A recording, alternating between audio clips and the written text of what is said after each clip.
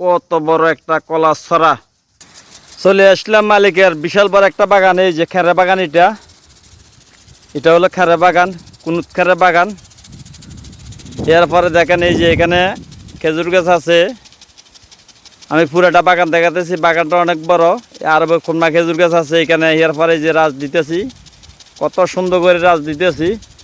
সামনে আবার মাঝখানে এই যে এটা হচ্ছে বড় ফুল গাছ আছে। এরপরে এইখানে কলা গাছ আছে, কলা বাগান আছে। তারপর দিয়ে যে বাগানটা দেখেন, কত বড় একটা বাগান, বিশাল বড় একটা বাগান। এটা হচ্ছে কুনুতখার। আমি পুরোটা বাগান দেখামো, ওইদিকেও যাইতেছে আল্লাহ দিলে। আপনারা দেখবেন পুরোটা আমার ভিডিওটা। এরপর আমি আবার রিপ্লে দেখাতেছি যে দেখেন এগুলো হচ্ছে আরবের খুলনা খেজুর। কি প্রচুর খেজুর ধরছে দেখেন, এমন দ্বারা ধরছে খেজুর তার কোনো শেষ নাই। গাছের আগাছে করা খেজুর ধরছে একদম। এইদিকে দেখেন কতগুলো খেজুর হবে আমি বলতে পারি না। সবাই একটু আমার ভিডিওটা দেখি, কমেন্টের মাধ্যমে জানাবেন। আমি যাইতেছি আস্তে আস্তে। এই যে দেখেন সব এইখানে রাজ দিতেছি। এটা হচ্ছে এইটার ভিতরে মেডিসিন আছে, ওষুধ আছে, পানির দ্বারা যাইতেছে।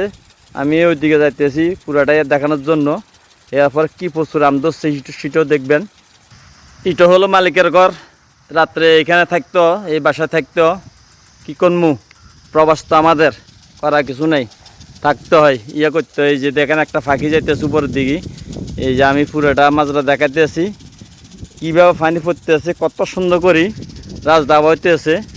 এই যে মনে করেন আম গাছটা সবগুলো রাজ দাবা হয়ে যাবে একসাথে সবগুলো রাজ দাবা হয়ে যাবে। আমি যাইতেছি এখন। আম ধরছে দেখেন একদম পরের মতন লটকি লটকি রয়েছে। মাশাল্লাহ কি প্রচুর আম ধরছে দেখেন, একদম জন্নার মতন নামি রয়েছে আমটা, দেখতে কত সুন্দর। এর পরে এই যে আমি দেখাতেছি এটা হচ্ছে কলা বাগান, এটা হচ্ছে আম বাগান, এটা হচ্ছে কলা বাগান। কত সুন্দর করে জন্না পানি ফুটতেছে, একদম দেখতে খুব সুন্দর, কোনো ইয়ে নাই। মাশাল্লাহ মাশাল্লাহ, অসাধারণ সুন্দর।